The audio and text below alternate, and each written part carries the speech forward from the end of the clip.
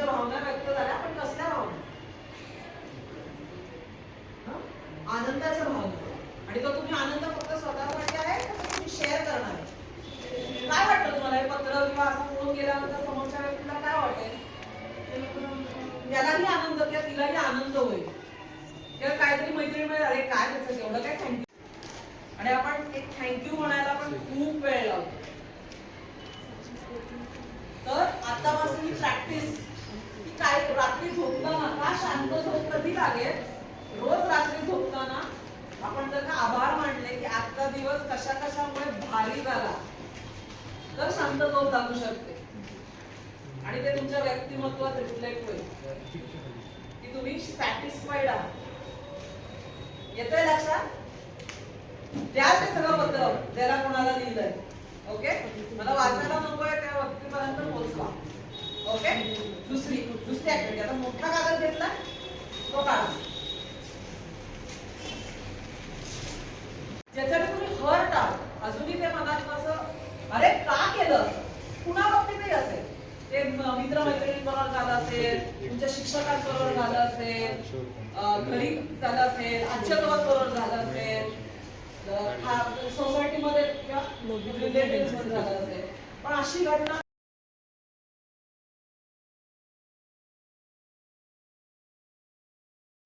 एक काम करूया आधी. सुरुवातीला ना सगळं आपलं सामान जरा एका लाईनीत ठेवा आणि जरा उठा. वस्तू नको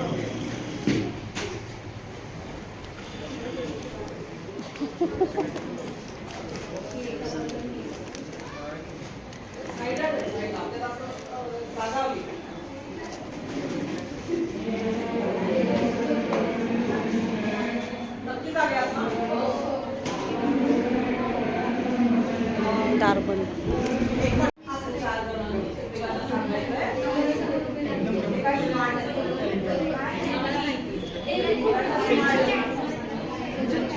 एक विशेषण जे आपल्याला तुमच्याबद्दल माहिती सांगू शकतो.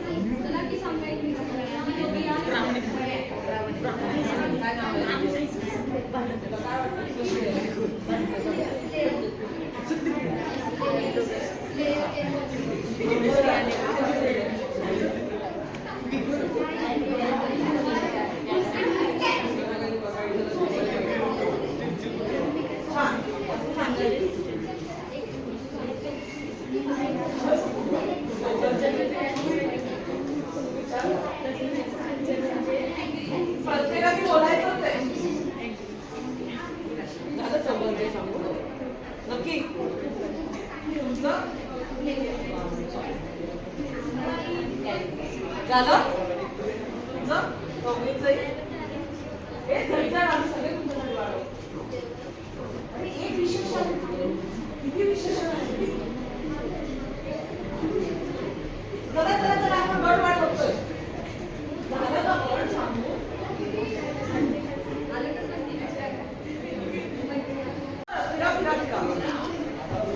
पुढच्या वेळेस गट करताना सेम लोक आली नाही पाहिजे ना.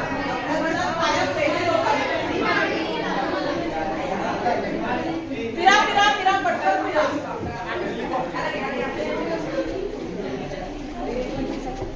गोल गोल काय असे असे असे वाकडे तिकडे बसली फिरा.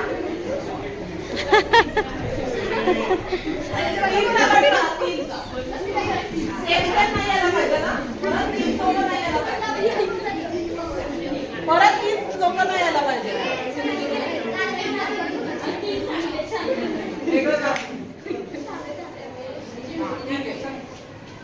सगळी रेडी आहे. आता असं एकच गट वाटतात. केवढी जागा आहे तुमच्याकडे, वापरा ना ती. ओके, आता एकमेकांबरोबर बोलताना असं एका व्यक्तिमत्वाचा विचार करायचा आहे की ज्याच्याबद्दल तुम्हाला खूप भारी वाटतं. अरे हा माणूस आहे ना एकदम फंटॅस्टिक, एकदम वेगळाच आहे. असं फेमस पर्सनॅलिटी, असं फेमस पर्सनॅलिटीचा विचार करायचा आणि त्यांच्या गुणांबद्दल चर्चा करायची की तुम्हाला ते का भारी वाटतं. अशी फेमस पर्सनॅलिटी तुमच्या ज्याच्या बाबतीत तुम्हाला वाटतं की अरे मस्त आहे, पण ती काय आहे. ओके, सुरू. त्यांच्या गुणांबद्दल बोलायचं.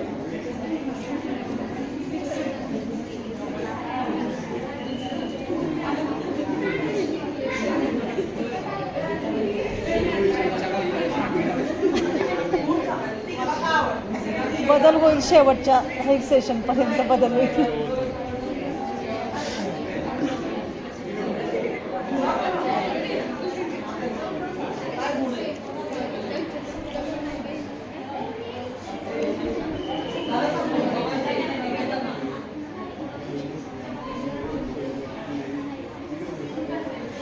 कोण आवडतं कुठल्याही क्षेत्रात असेल, पॉलिटिक्स, सिनेमा, स्पोर्ट्स, चित्रपट,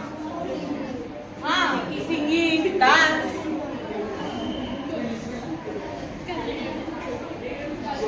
ताई म्हणाले ताई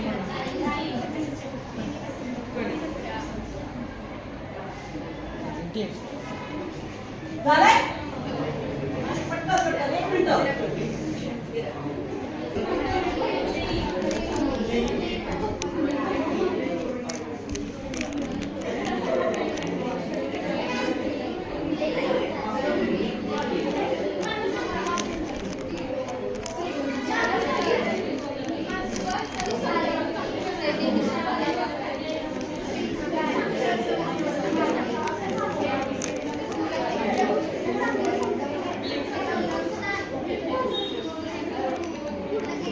प्रत्येकाने आपापल्या 3 स्किल्स बद्दल सांगायचं आहे. झालंय झालंय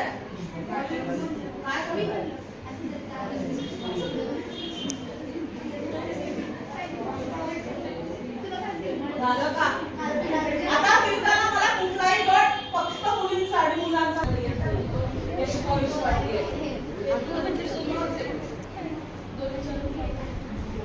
सांगितलं का? या गटाचं काहीच नाही झालंय त्यामुळे थांबूया.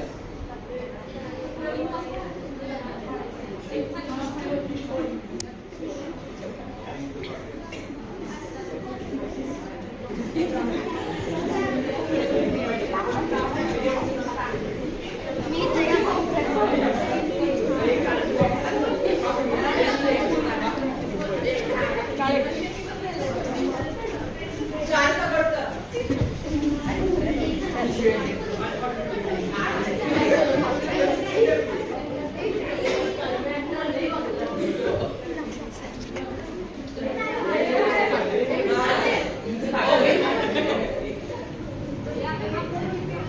पुढे या,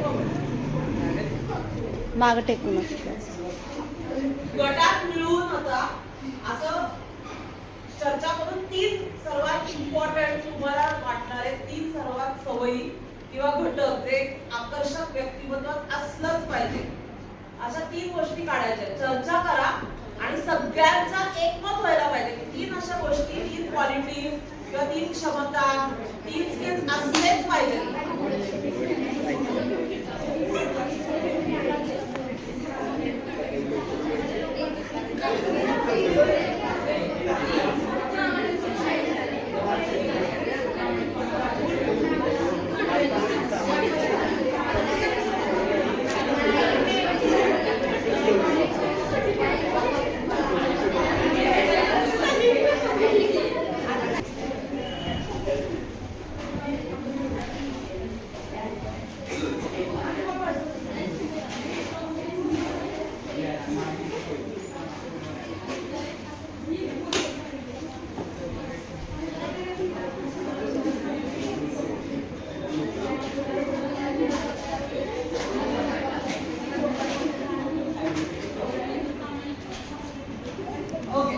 पहिल्या राऊंड मध्ये काय केलं? पहिल्या राऊंड मध्ये काय करायचं सांगितलं होतं? स्वतःबद्दल काय सांगायचं होतं? ऐका ना, आपलं बसताना ना आपला स्पर्श शेजारच्याला झाला नाही पाहिजे. इतकी तरी स्पेस पाहिजे आपल्या सगळ्यांना. कुठल्याच प्रकारे आपली वही नाही टेकली पाहिजे, आपला कंपास नाही टेकला पाहिजे. इतकी जागा तर आपल्याकडे भरपूर आहे. अशी जरा मोकळ्या नाही पडद्याला. किती वय वर्ष आहे तुझं? तुला सपोर्टची काय गरज आहे बसायला? मागे सर मागे सर जरा सुट्ट सुट्ट बसा.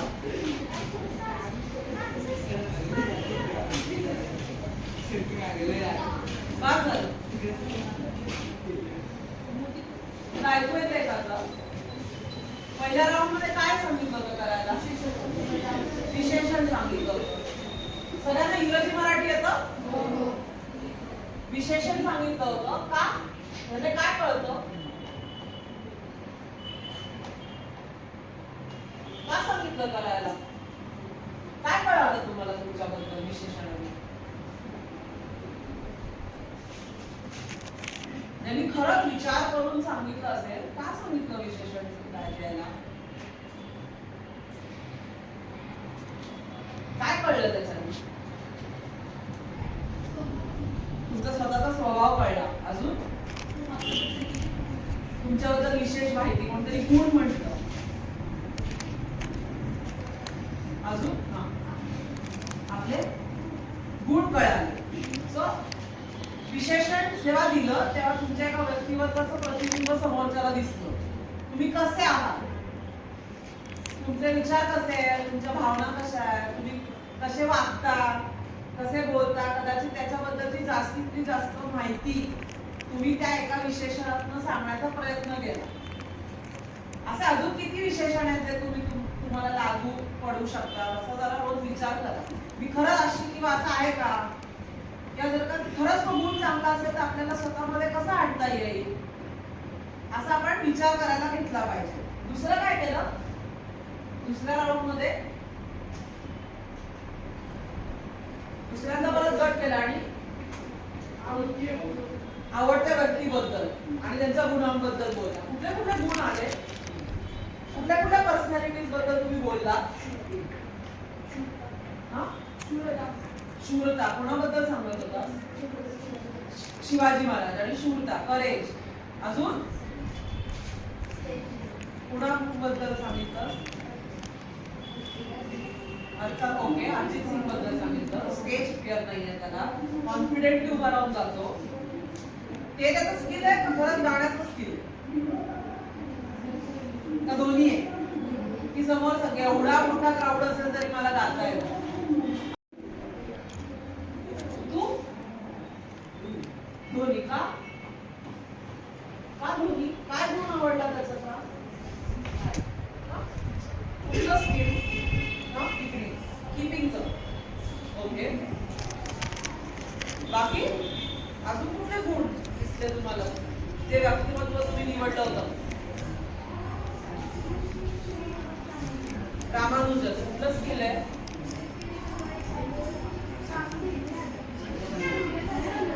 म्हणजे कमिटमेंट आहे त्याच्यात, हार्ड वर्किंग आहे. सो हे सगळ्या गुणातून तुम्हाला काय सांगितलं व्यक्तिमत्व निवडायला? एवढं फेमस पर्सनॅलिटी का सांगितली?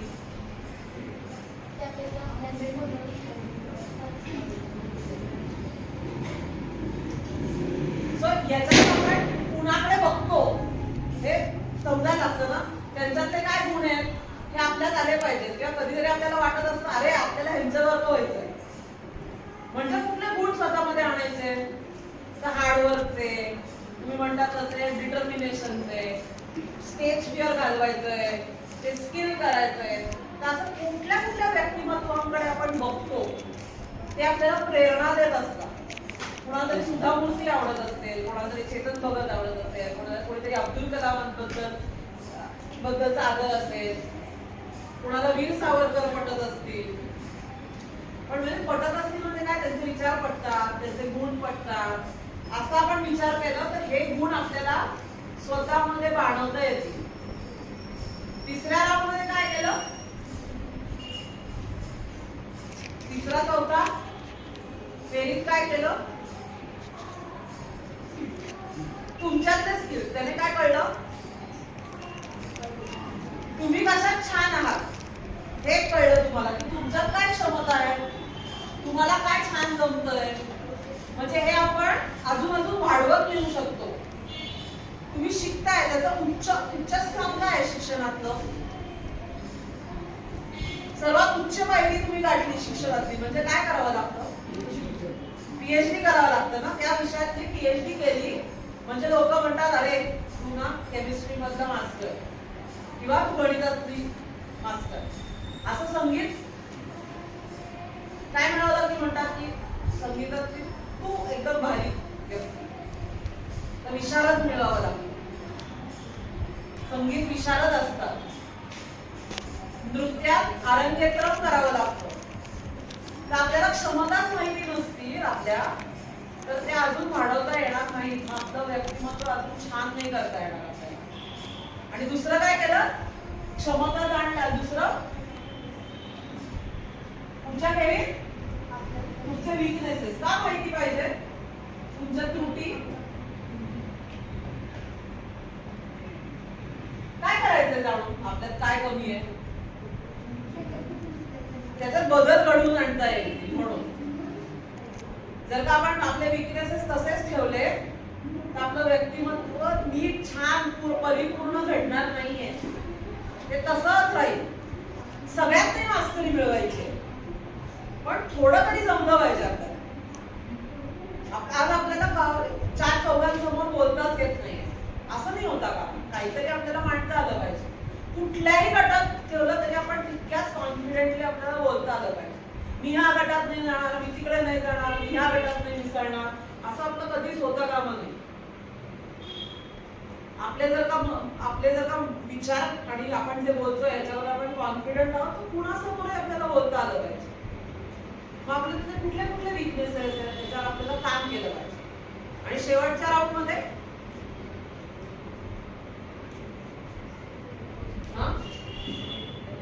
सवयी कुठल्या बाळगल्या, कुठले 3 स्किल्स आहेत ऍज अ गट तुम्हाला वाटतं की हे प्रत्येक व्यक्तिमत्वामध्ये असलेच पाहिजे. कुठले स्किल्स असलेच पाहिजे, कसे असले पाहिजे? सगळ्यांकडे बॉडी लँग्वेज असते, पण कशी असली पाहिजे? नम्र असली पाहिजे. म्हणजे काय, कशी पाहिजे नम्र आहे त्यांची बॉडी लँग्वेज?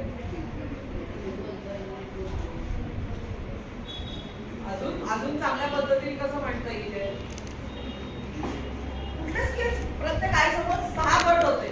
6 गट मिळून 18 तरी स्किल्स तुम्ही मला सांगितलं पाहिजे. हे स्किल पाहिजे व्यक्तिमत्व लवकर असायला. का तुला काय माहिती विराट कोहली रात्री जागत नाही, तो 2 वाजता जाऊन 5 वाजता फील्डवर असतो.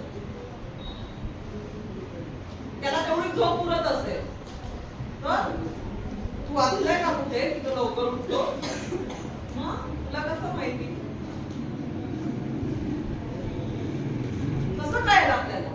त्याचं व्यक्तिचित्र किंवा ऑटोबायोग्राफी वाचली आहे का विराट कोहलीची? किंवा त्याचा दिनक्रम कसा असतो?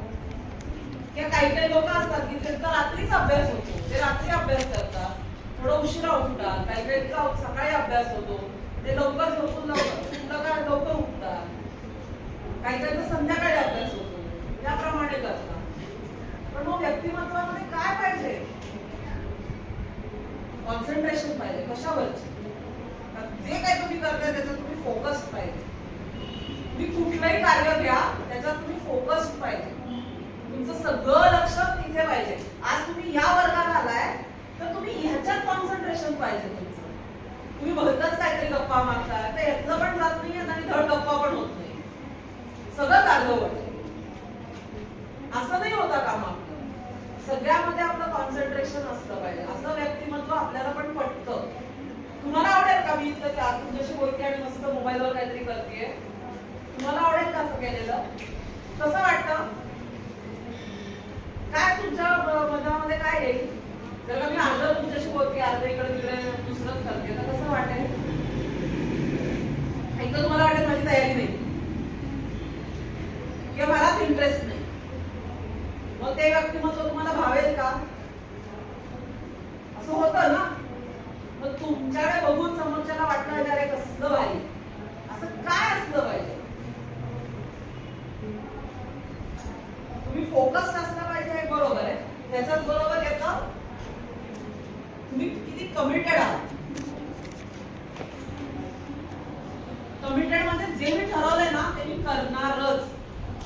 किती अडचणी येऊ देत, किती गोष्टी इकडे तिकडे होऊ देत, किती मला लोकांनी थांबवण्याचा प्रयत्न करू देत, पण मी जी चांगली गोष्ट ठरवली आहे तर ती मी करणारच. त्याला कितीही परिश्रम करायला लागले, किती मेहनत घ्यावी लागली तरी मी ते करणारच. त्याची कमिटमेंट पाहिजे.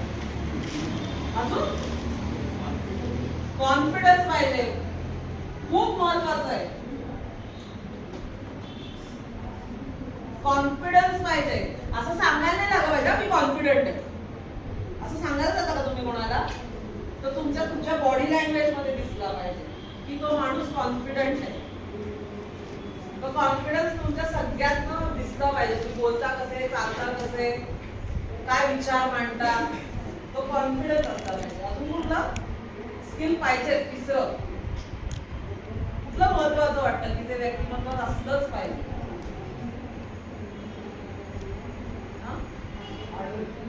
हार्ड वर्किंग पाहिजे. मग ते कमिटमेंट मध्ये येतं ना, तो कमिटेड आहे, तो सोडत नाही गोष्ट. हार्ड वर्किंग, हा पेशन्स.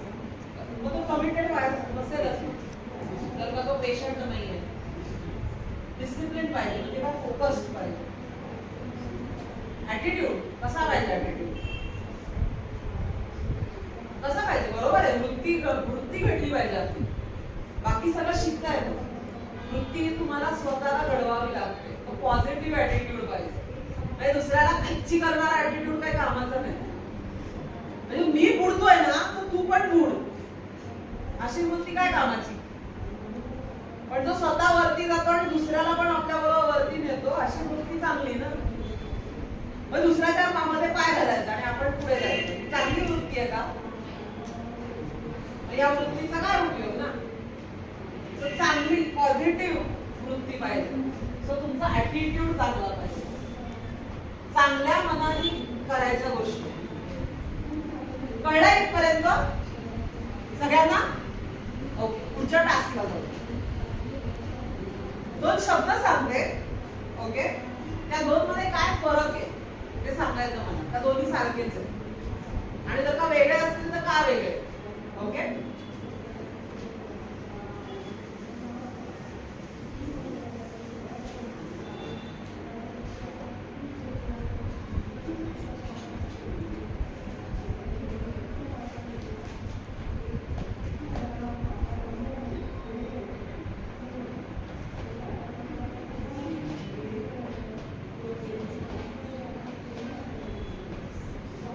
वाढ आणि विकास याच्यात काय फरक आहे? का 2 सारखे शब्द आहेत?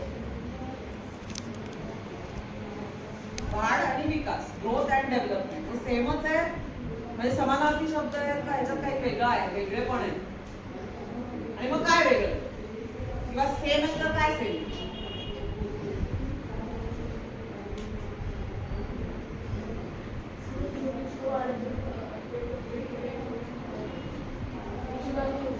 फार छान सांगितलं. वाढ म्हणजे होतच जाते आणि डेव्हलपमेंट म्हणजे त्याच्यात काहीतरी सुधारणा होते. बरोबर आहे का?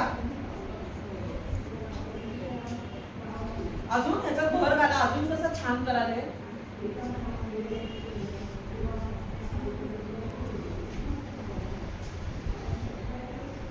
एवढाच फरक आहे.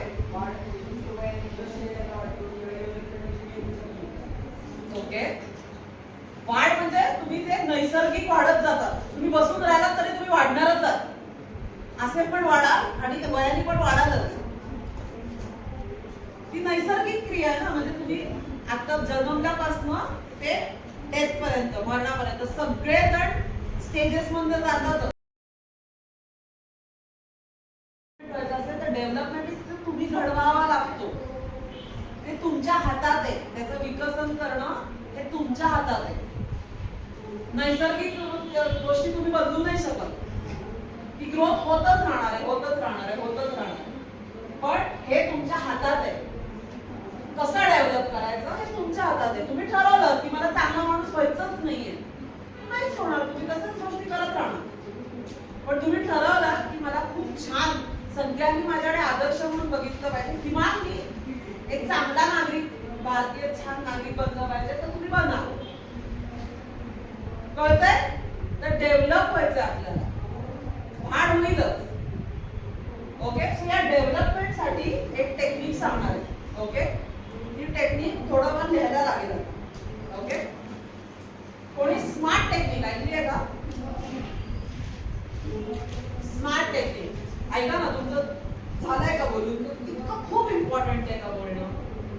तर ते आधी बोलून मी थांबते 2 मिनिट. खरंच सांगते, मी 2 मिनिटं थांबते. तुमचं जे काही इम्पॉर्टंट असेल ना ते संपवून घ्या, मग आपण पुढे जाऊ. प्रत्येकाने ना स्वतःचं एक उद्दिष्ट ठरवावं लागतं, गोल. सगळ्यांना माहिती आहे, आपलं एक गोल ठरवावं लागतं. तर ते गोल ठरवण्यासाठी एक टेक्निक आहे, स्मार्ट. ओके, तर प्रत्येक अक्षर काहीतरी आपल्याला सांगतो. ओके, ते आपण समजून घेणार आहोत. आणि आज आपण एक आपलं 2 तरी उद्दिष्ट ठरवायचे जे आपल्याला डेव्हलपमेंट कडे नेतील. तर स्मार्ट मधलं पहिलं एस अक्षर कशासाठी आहे? येस, कशासाठी असेल स्मार्ट मधलं एस हा?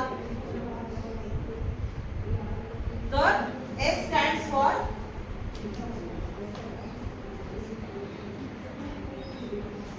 स्पेसिफिक, म्हणजे विशिष्ट. तुम्हाला थोडं लिहून घ्यावं लागेल, ते लक्षात नाही राहणार आहे. तर एस म्हणजे स्पेसिफिक, विशिष्ट. म्हणजे काय? आज मी ठरवलं मला माझे परीक्षेत गुण वाढवायचे. अरे कशातले पण, कशातले गुण वाढवायचे? इंग्रजीतले का गणितातले का शास्त्रातले, इतिहासातले? तर इतकं विशिष्ट पाहिजे की मला येत्या परीक्षेमध्ये माझे गणितातले गुण वाढवायचे आहे, किंवा मला संवाद कौशल्य छान करायचं आहे. कशातलं? मराठी मधलं, इंग्रजी मधलं, संस्कृत मधलं.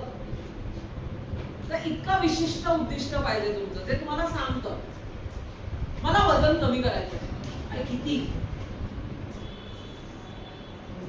मला पुढच्या महिन्यात साधारण 2 किलो वजन कमी करायचं आहे. स्पेसिफिक आहे ना, तुम्हाला माहिती आहे कशाबद्दल चाललंय.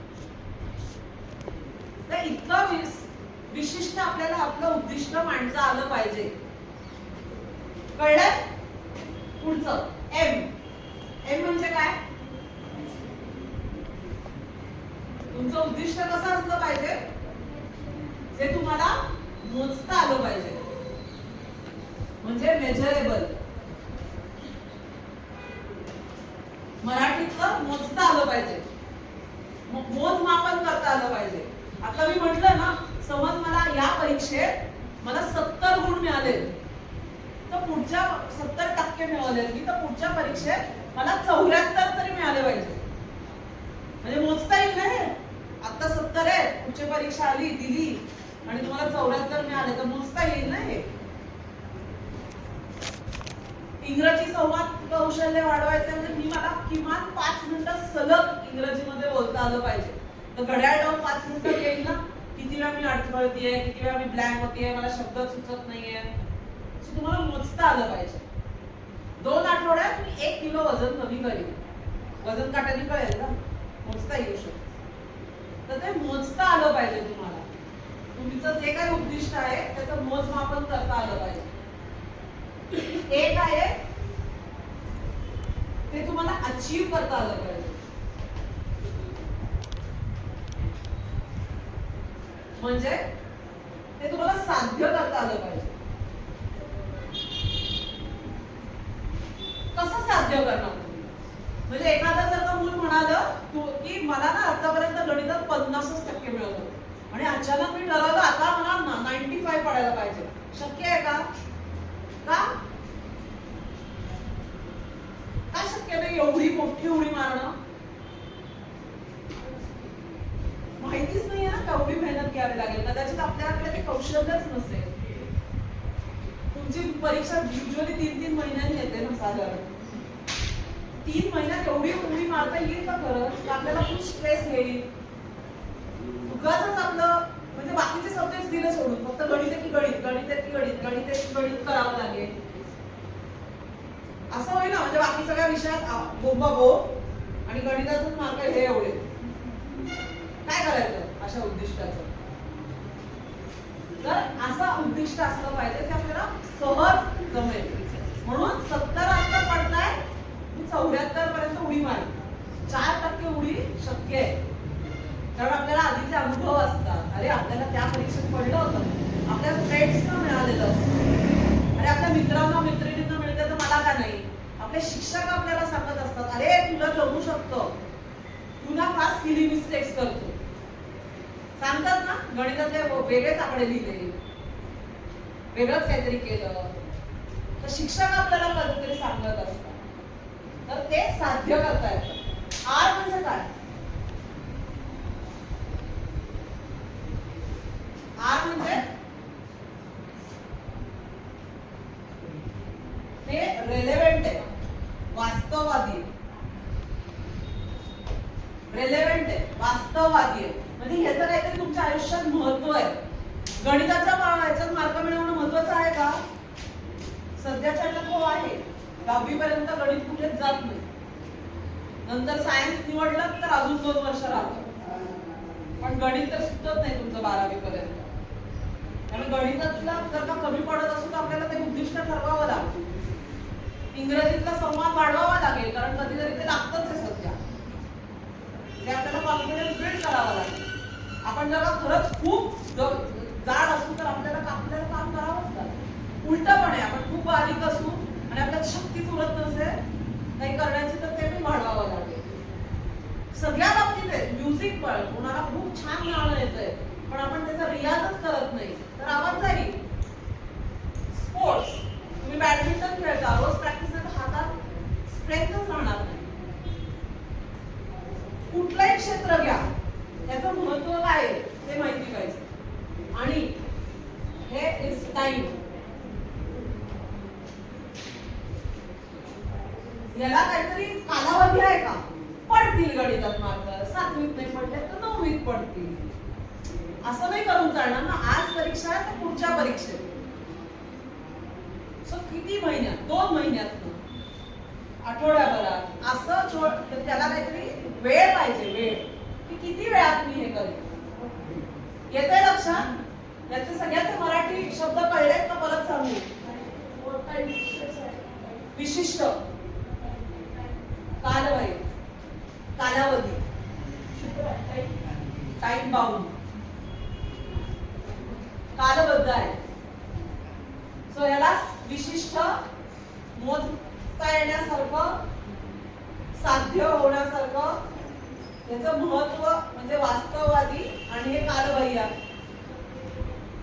सगळ्यांचं इंग्रजी मराठी दोन्ही कळलंय सगळ्यांना? ओके. आता करायचं असं आहे की प्रत्येकाने 2 आपली उद्दिष्ट ठरवायची. अशी 2 उद्दिष्ट, एक तर ती तुमच्या कौशल्या बाबतीत असू शकतात की कुठलं तरी कौशल्य तुम्हाला माहिती की आता तुम्हाला जमत नाहीये आणि त्याच्यावर काम करून थोडंफार ते वाढवता येईल असं कौशल्य. किंवा जसं मी उदाहरण दिलं तुमच्या अभ्यासातलं काहीतरी की माझं अक्षर खूप खराब आहे असं काहीतरी, किंवा माझा खरंच कुठल्या तरी पेपरमध्ये मार्क वाढवायचे, किंवा असं की आता जसं आपण वीकनेस बद्दल बोललो की कुठल्या तरी वीकनेसवर काम करायचं. असं यातलं कुठलेही 2 निवडा. ओके. आणि त्याच्यावरची 5 वाक्य आपल्याला स्मार्ट प्रमाणे तयार करायचे आहेत. ओके. तर त्या 5 वाक्याचे प्रश्न मी तुम्हाला देते, ते तुम्ही लिहून घ्या. त्याच्याप्रमाणे तुमची आत्ताची उद्दिष्ट तुम्हाला 5 वाक्यात लिहायची आहेत. कुठल्याही 2 गोष्टींना. कळलंय? पहिल्या प्रश्नाचं उत्तर द्यायचं की तुम्हाला काय साध्य करायचंय, म्हणजे विशिष्ट. ओके. तुम्हाला काय साध्य करायचंय याचं उत्तर द्यायचंय.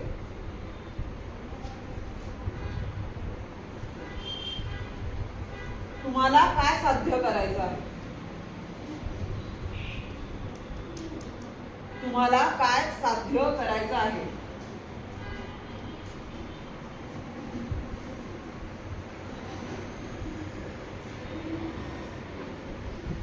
दुसरं मेजरेबलचं, तुम्हाला हे कसं मोजता येईल, तुम्हाला हे कसं मोजता येईल. तुमचं उद्दिष्ट पूर्ण झालंय की नाही हे तुम्हाला कसं मोजता येईल.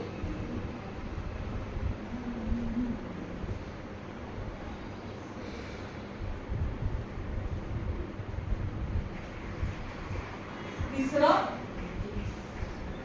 हे उद्दिष्ट कसं साध्य होईल, म्हणजे मी कशा प्रकारे ते करीन मी त्याच्यात खूप वेळ देईन, मेहनत करीन, कसं कसं साध्य होईल? माझं हे उद्दिष्ट कसं साध्य होईल?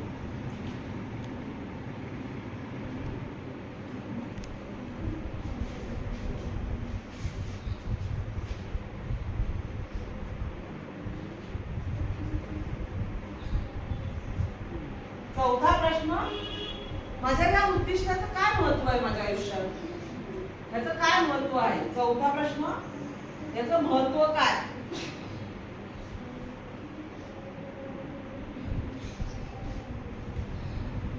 याचं महत्व काय? आणि पाचवं, जे टाइम बाउंड आहे, कधीपर्यंत साध्य होईल? तर ह्याचं मी उत्तर देते, प्रत्येकाने 2 आठवड्यांचा विचार करायचा आहे, म्हणजे 14 दिवस. हे कधीपर्यंत साध्य होईल? तर येत्या 2 आठवड्यात तुम्ही कशावर काम करू शकता याचा विचार करायचा. ओके, कळलंय? आता शांत मी एक्झॅक्टली 7 मिनिटं देते. कुठली 2 उद्दिष्ट जी तुम्हाला 2 आठवड्यात करता येईल अशी 5 वाक्य लिहायची आहेत. सुरू करा. किती वेळ? मनापासून म्हणजे किती वेळ? मनापासून म्हणजे आज मन झालं 2च मिनिटं करायचं, उद्या मन झालं 4च मिनिटं करायचं. किती वेळ? मनापासून करणार किती वेळ करा? म्हणजे तुझा शाळेचा अभ्यास धरून तुला स्कॉलरशिपला किती वेळ द्यावा लागेल? 4 तास एक्स्ट्रा कुठून काढणार? ते तुला काढावं लागेल ना, तुझं दिनक्रम बदलायला लागेल. म्हणजे आपल्याला कितीला झोपायला लागेल, कितीला उठावं लागेल, कुठून आणणार ते 4 तास? कदाचित आपण जर का टीव्ही बघत असू, मोबाईल बघत असू, ते सगळं थांबवावं लागेल. मग हे छोटे छोटे बारकावे ते लिहावे लागतील की आपण कसं साध्य करणार आहे. 4 तास कुठून काढणार? तुमच्या मध्ये मध्ये तुम्हाला फ्री पिरियड मिळाला मग शाळेत तेव्हा करणार. कधी काढणार ते 4 तास? मला मेरिट मध्ये यायचं असेल तर रात्रीची झोप थोडी कमी करणार.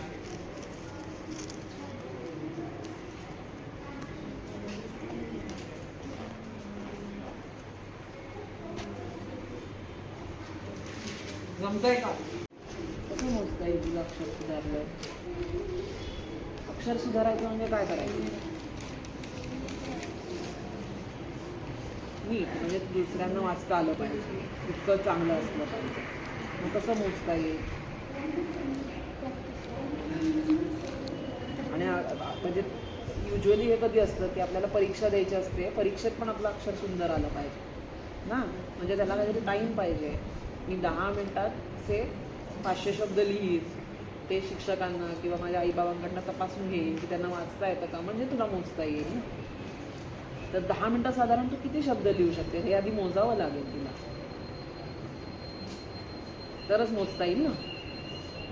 मग ते लिहावं लागेल तिथे. 3 तास कसा कुठून काढणार आहे? 3 तास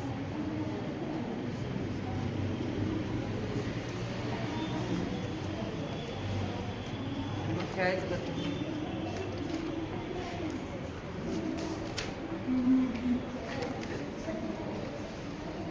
ते इथे या 3ऱ्या ह्याच्यात येईल कसं साध्य करायचं. मग मी माझं टाइम टेबल बनवते, थोडा ह्याच्यातला टास्क आहे.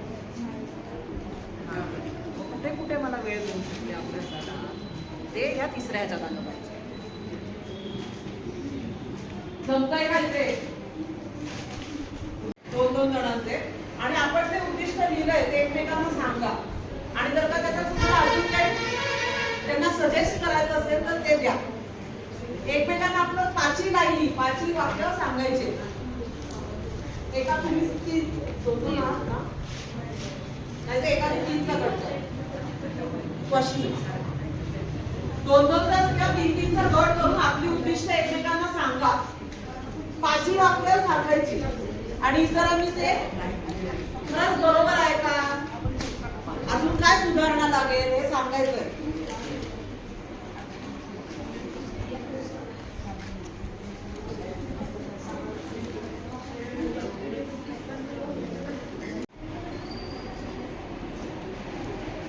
2 वेगळी उद्दिष्ट आहेत ना.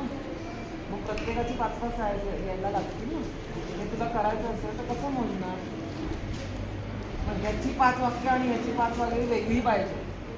माझं मी रोज 2 तास अक्षराचा सराव करेन, बरोबर आहे. पण 2 तास झाले हे कसं कळेल आपल्याला? तर त्याचं टायमर लावून प्रत्येक काय कॉपी रायटिंग करणार आणि प्रत्येक पानभर काय करणार? कसं साध्य करणार? कुणाला दाखवणार? शिक्षकांना दाखवणार का? आईबाबांना दाखवणार? कुणाकडनं तपासून घेणार? माझा हस्ताक्षर सुधारलं आहे का? याचं काय महत्त्व आहे वाटतं तुला? माझ्या पेपरमध्ये मार्क वाढतील त्याच्यामुळे आणि कधी 2 आठवड्यात होईल काय? अशी 5 वाक्य करायची. योग्य आहे, नाही आहे, सोपी आहे, अवघड आहे. तुम्हाला इतर तुमच्या आठवीतल्या मित्रमैत्रिणींना सांगता येईल का? शिकवता येईल का? हे तुम्ही खरंच 2 आठवडे करून बघाल का? तुम्हाला जमतंय? काय अडथळे येत आहे? तुम्ही हे प्रयत्न केला, तुम्हाला काही अडचणी आल्या तर तुम्ही शिक्षकांना सांगू शकाल. मग आपण कदाचित परत भेटू शकतो की अजून काय उद्दिष्ट आपल्याला जर का अजून मिळवायचं असेल तर काय करावं लागेल. कळतंय? येतंय का लक्षात? ओके. आता शेवटच्या भागाकडे जाऊया. त्या डाऊट्स आहेत त्याच्या जमेल करायला. हे तुम्ही 2 आठवडे खरंच मनापासून करून बघा आणि खरंच त्याच्यात काय काय अडचणी येतात, खरंच आपल्याला जमतंय का, आपल्यात काहीतरी वाढ होतीये का हे बघा.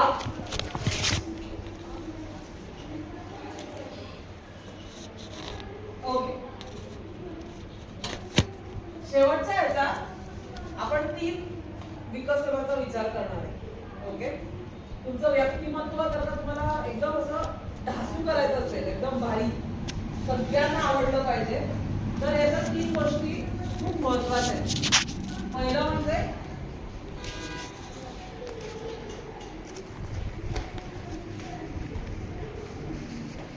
शारीरिक विकसन. तुम्ही मला खरं खरं सांगा सगळ्यांनी, सगळी जण किती जण इथे रोज व्यायाम करा? रोज व्यायाम करा अशी किती जण आहेत? हात वरती करा की मी रोज व्यायाम करतो किंवा करतो.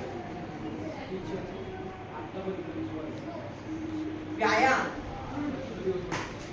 नाही हो, कुठलीही परीक्षा असेल तरी मी व्यायाम करतो किंवा करतेच. रोज एकही दिवस चुकवत नाही, रविवार असून तरी. तर प्रत्येकाने आपल्या वहीत लिहायचंय 30 मिनिटं, किमान 30 मिनिटं आपण व्यायाम करतो.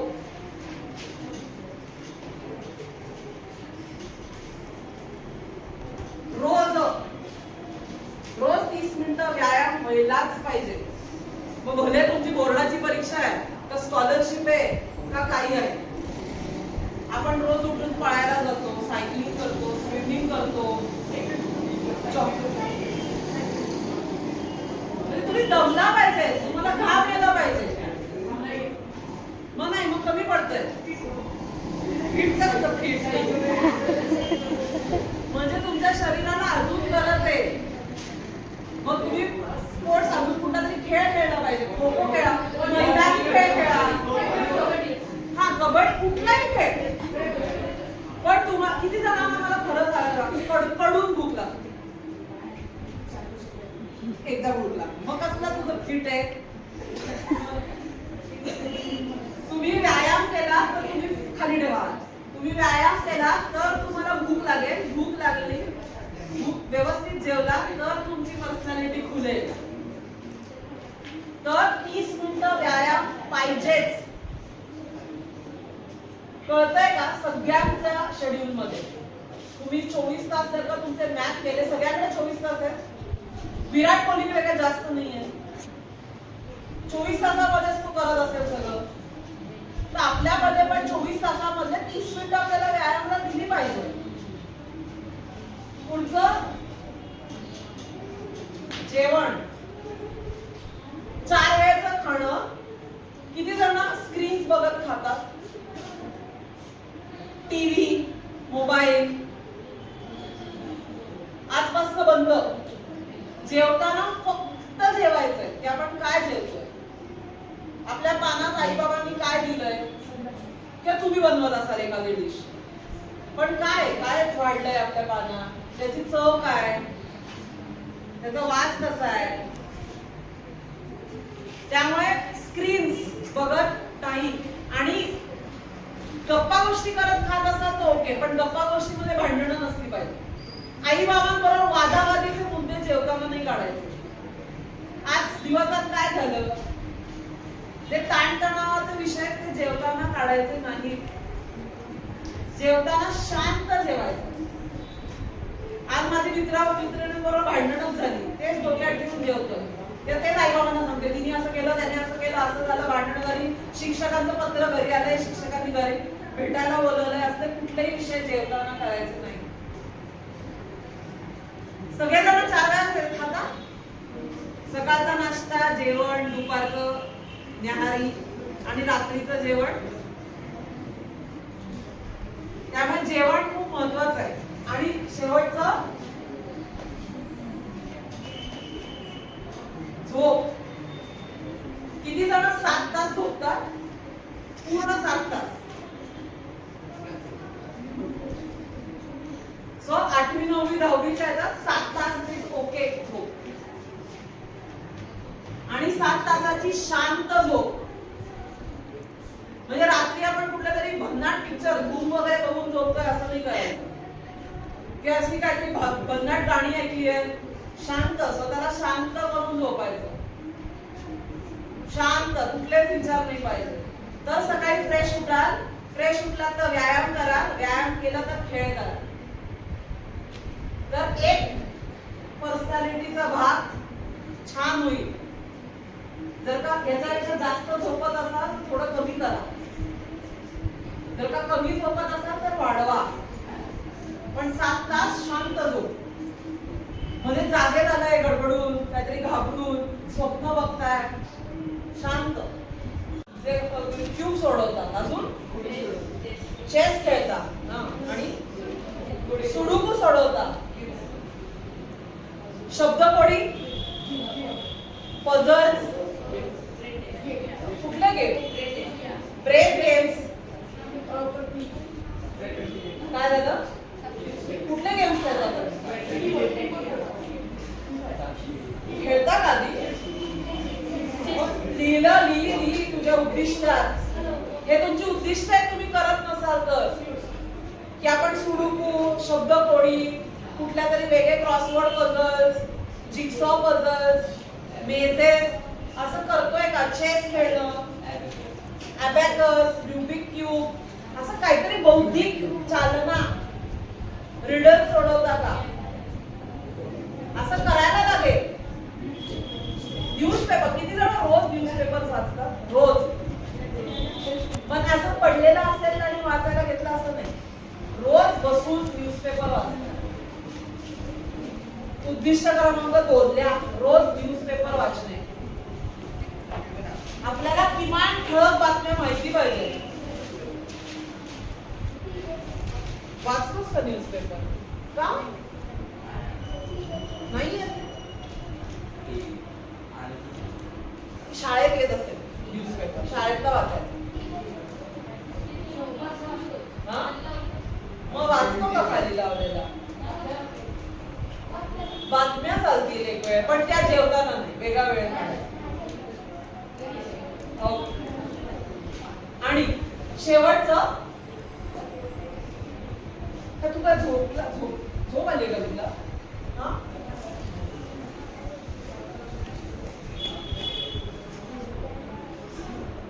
ओके.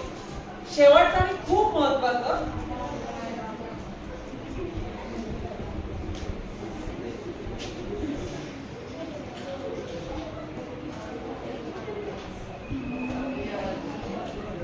भावनिक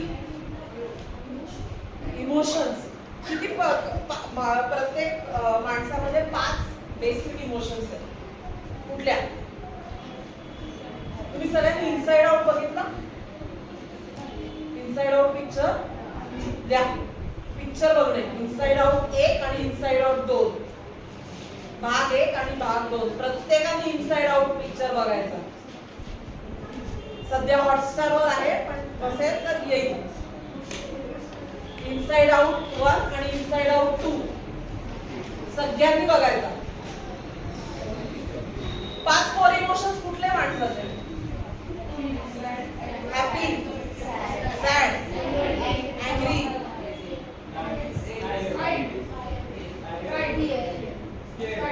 स्केअर म्हणजे भीती, आणि 5वं काइंड आहे, हॅपीनेसचं शेड आहे. सगळ्या इमोशनच्या भरपूर शेड असतात. 5 कोर इमोशन्स: आनंद, जॉय, दुःख, सॅडनेस, फिअर, भीती, अँगर, राग, आणि शेवटचं किळस, डिस्गस्ट. हे 5 बेसिक भावना सगळ्यांमध्ये आपल्या, आणि बाकी सगळं ह्याच्या शेड्स. 5 भावना. ओके, तर भावनांचं थोडस थांबते मी खरंच थांबते थोड्या वेळ शांत. तुम्ही तिघं शिकवता काही नाही म्हणजे पटकन होईल, तुम्हाला सगळंच येत आहे, तुम्ही इतके बोलताय का? तर भावनांचं असं आहे की तुम्हाला तुमच्या भावना कंट्रोल करता येत नाही. तुम्ही कधी कधी ऐकत असाल ना, रागला कंट्रोल करा, रागावर कंट्रोल करा. नाही होऊ शकत. रागाला नियंत्रित करता येतं. हा, तुम्हाला कंट्रोल नाही करता येत.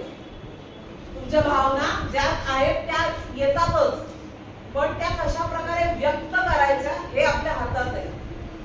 तुमच्या मित्राबरोबर फार कडाड्याचं भांडण झालंय, त्याने तुम्हाला 4 शिव्या घातल्या, तुम्हाला खूप राग आला, तुम्ही उलट्या शिव्या घातल्या, काय उपयोग झाला? तोही रागात गेला, तुम्ही रागात गेला, भांडणं तशीच राहिली, काय उपयोग आहे का? असं आपण घरी पण करतो. आई बाबा आधीच चिडलेले असतात, ते आपल्याला काहीतरी सांगायला येतात, आपणच तावातावाने त्यांच्यावर चिडतो, भांड्याला भांड, शब्दाला शब्द, सगळीच भांडणं. मग काय करायचं? असं झाल्यावर काय करायचं?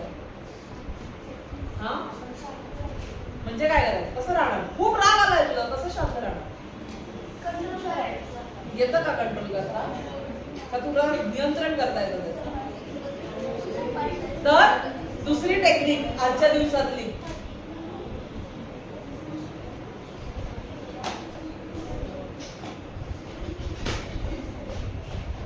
दिसतात हे अक्षर?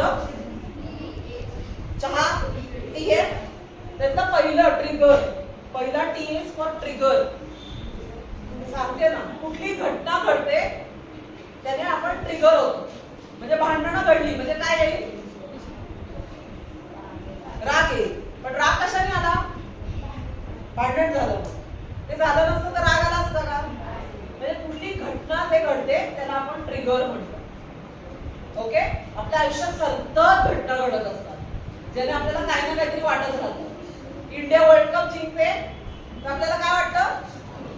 आनंद होतो, सुख वाटतं की आपलं आणलं बाबा वर्ल्ड कप. आपला हारली मॅच, दुःख होतं. मग काय?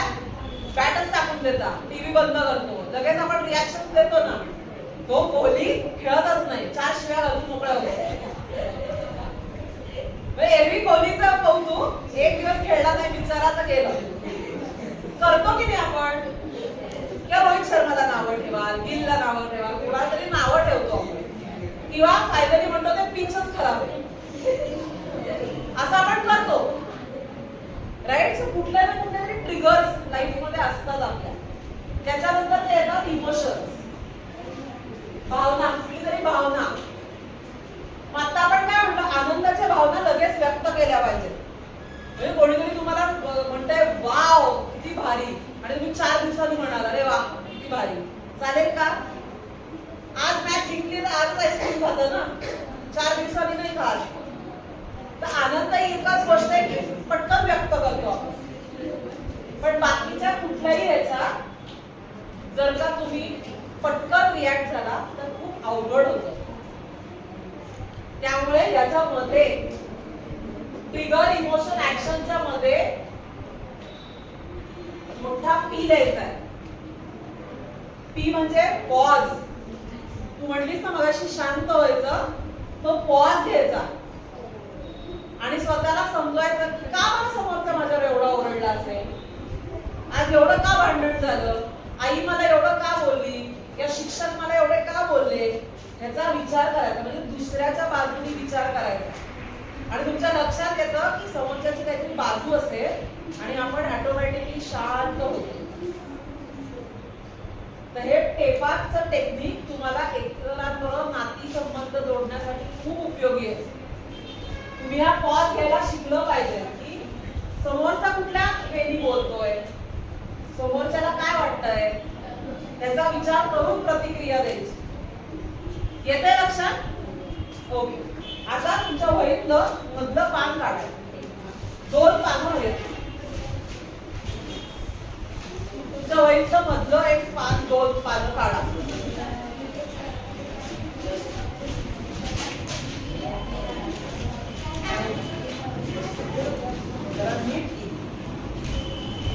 ओके, त्याचा पण सेपरेट करा. 2 वेगळी पानं, त्याच्या एका पानाचा अजून हाफ करा.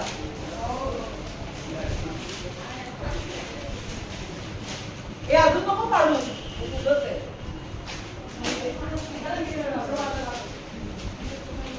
काय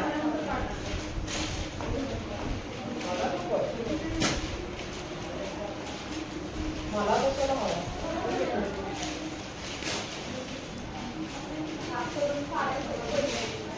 दुसरा नाही, एक पूर्ण ठेवा, एक पाडा.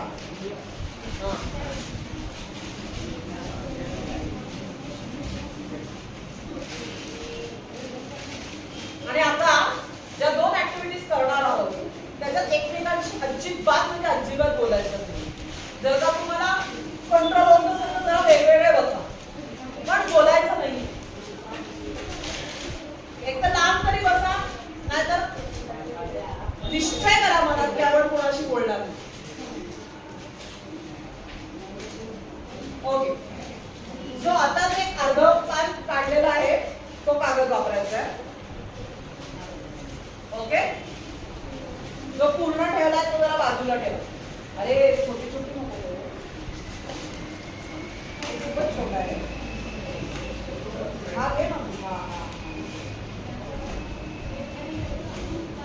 ओके. आता तुमच्या लाईफ मधलं नाही वेगळे व्हा. जर का बोलणार असाल तर नाही बोलायचं, अजिबात नाही बोलायचं. स्वतःशी, फक्त स्वतःशी बोलायचं. नाही तर बाजूला व्हा. मी बोलताना वाटतं तुम्ही उठवीन आणि मग मी कुठेतरी बसवी. त्यापेक्षा आधीच वेगवेगळे व्हा. बोलायचं नाहीये, नाहीतर तिथे मागे जाऊन बस एकदम.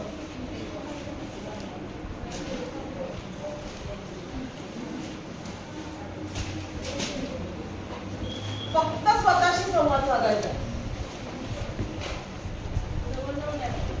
कुठेही बसा पण बोलायचं नाही कोणाशी.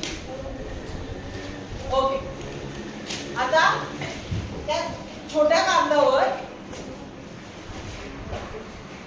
मागच्या 48 तास ओके रिवाइंड करा. आपल्या आयुष्यातले 48 तास रिवाइंड करा. ओके. आणि असा प्रसंग आठवा की ज्याच्यामुळे तुम्हाला आनंद झालाय, पण तो आनंद असा की तो दुसऱ्यामुळे आपल्या आयुष्यात आला. दुसऱ्याने आपल्यासाठी काहीतरी केलं आणि त्याच्यामुळे तो आनंद झाला. ओके. आणि त्याचे किंवा तिचे तुम्हाला आभार मानायचे. ओके. सो तुम्हाला काय लिहायचंय? आभार पत्र, थँक्यू लेटर लिहायचंय. कुणाला लिहायचंय की ज्यांनी आपल्या आयुष्यात गेल्या 48 तासामध्ये त्यांनी काहीतरी केलं आणि त्याच्यामुळे तुम्हाला छान वाटलं. त्यांनी तुमची मदत केली, त्यांनी काही आता मी तुम्हाला उदाहरण नाही देत, पण ज्याच्यामुळे तुम्ही खुश आहात. असं काय घटना घडली आहे 48 तासात, त्या माणसाचं नाव लिहून त्याला थँक्यू लेटर लिहायचंय. ओके. 7 मिनिटं आहे, सुरू करा.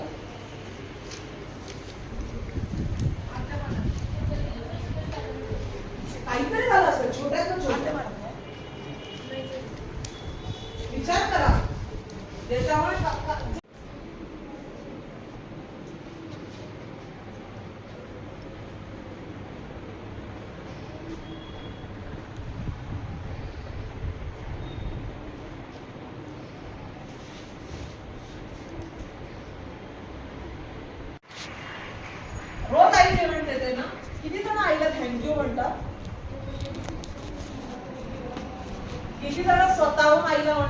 जेवण मस्त झालं होतं, थँक्यू.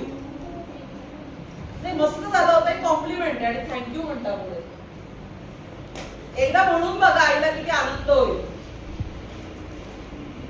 तुम्ही कॉम्प्लिमेंट देत असाल, आज भाजी एकदम मस्त आली आहे, ते छान झालंय, पण थँक्यू. रोज मिळतं ना आपल्याला वेळेवर जेवण, तर आईला थँक्यू. किंवा ज्यांनी कोणी छान छोटी गोष्ट आपल्यासाठी केली आहे त्यांचा आभार मानणं, दॅट इज कृतज्ञता, ग्रॅटिट्यूड. याच्याने आपण हॅपीनेस स्प्रेड करतो आणि त्यामुळे आपण पण हॅपी राहतो. दुसऱ्यांना जेवढा आनंद द्याल तेवढंच स्वतः आनंदी राहा. दुसरं मोठं काम घ्या. ही हॅपीनेस वालं म्हणजे ग्रॅटिट्यूड वालं त्या माणसापर्यंत पोहोचेल. शाळेत जर कोणीतरी असेल तर ते पत्र द्या, कोणीतरी लांबचं असेल तर फोन करून सांगा. ओके, आता मोठं कागद घ्या. मोठ्या कागदावर पुढच्या 5 मिनिटं, खरंच 5च मिनिटं देणार, अशी कुठली तरी घटना आठवा. आता 2 आठवडे चालेल, थोडं मागे गेला तर, पण गेल्या महिन्याभरात, जर फार पूर्वीची नव्हती, गेल्या महिन्याभरात अशी कुठली गोष्ट झाली ज्याच्याने तुम्हाला प्रचंड कोणाचा तरी राग आला किंवा ज्याच्याबद्दल वाईट वाटलंय, की ज्याच्यामुळे आपल्याला भीती वाटली किंवा कोणाबद्दल तरी किळस वाटली किंवा काहीतरी भांडणं झाली असतील, कुठेतरी वादावादी झाली असेल. असा गेल्या महिन्याभरात कुठला प्रसंग आहे जो अजूनही तुमच्या मनात आहे आणि तुम्हाला त्रास देतोय, हे तो मनात राहिलाय. ओके, अशा प्रसंगाचं वर्णन करायचं आणि खाली द्यायचं की जे काही झालं त्याच्यासाठी मी तुम्हाला माफ केलं. सगळ्यात शेवटचं वाक्य काय पाहिजे, की जे काही झालं त्याच्यासाठी मी तुम्हाला माफ केलं. ओके, सुरू करा. 5 मिनिटं बोलायचं नाहीये, तुझ्या आयुष्यात